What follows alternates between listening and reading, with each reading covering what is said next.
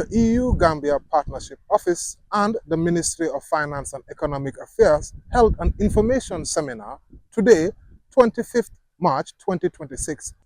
The information seminar featured a presentation from the EU-Gambia office and questions from journalists. My question is with regards to the funding, whether is there any assessment that is done with regards to money that goes back to EU citizens who are working as either consultants or contractors, right? So from the 4 million, for example, do you do some sort of an assessment to say, okay, this is money that goes to Gambia, but this amount has gone back to consultants, contractors, or whatever of EU citizens? And I know that's part of the work, skills transfer.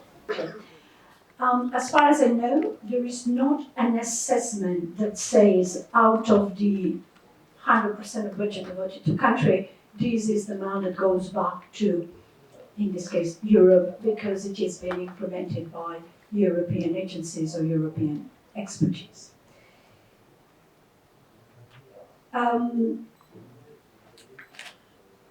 this is something that I think needs to be done in a very careful way. We need to pay salaries, and people want to be well paid. And I think this is something, you have a salary, we have a salary, people are moved and transferred from their places to actually work on corporations, they have salaries and they need to. All the rest and the work that these salaries pay is a work that is devoted for the project that they are implementing, which means that what we are paying is expertise, is a transfer of know-how, is a monitoring or evaluation of projects. But it is something that it's not just the concept of the money goes back to Europe. It's not really there. What we do is to pay a service. Then should we use different services, different nationalities?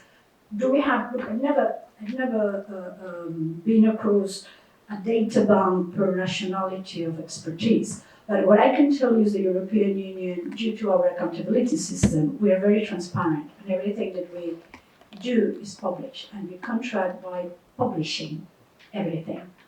And when we publish by our international commitments, we do not close the participation to any nationality. By the way, we are now having quite a few projects financed by the European Union and implemented by companies that come completely from the Far East. Then we do not close the participation to the implementation of the European Union cooperation to any nationality. Therefore, there is a transparent way of calling for candidates, for enterprises, for implementers, and this is done publicly. Both here, the newspapers, I think it's quite often that you see in the newspaper the publication of posts, and we do it as well through all the public means. It's in our websites, it's in the social media, etc., etc., etc. Which means that we're not close to any nationality coming in.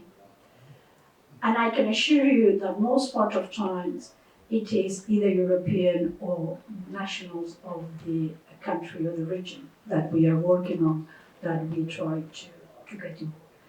But the answer is no. I don't know the percentage of money that it's paid to Europeans. But again, I don't think this is the barometer to have when we talk about cooperation. And second, we are very much open and willing and welcoming Gambian expertise. What we maybe need to make sure is that this Gambian expertise is aware of the projects that we implement and the publications that are done and of the recruitments that the companies that implement projects are doing. And I think there it is important maybe to look at how it is publicized, and this is something that we should maybe reflect a bit more on. local expertise. First of all, for us, there is a principle of no discrimination. So I cannot really specify, I want a Gambian, I want a European, I want a Italian or French. So that is the rule of principle.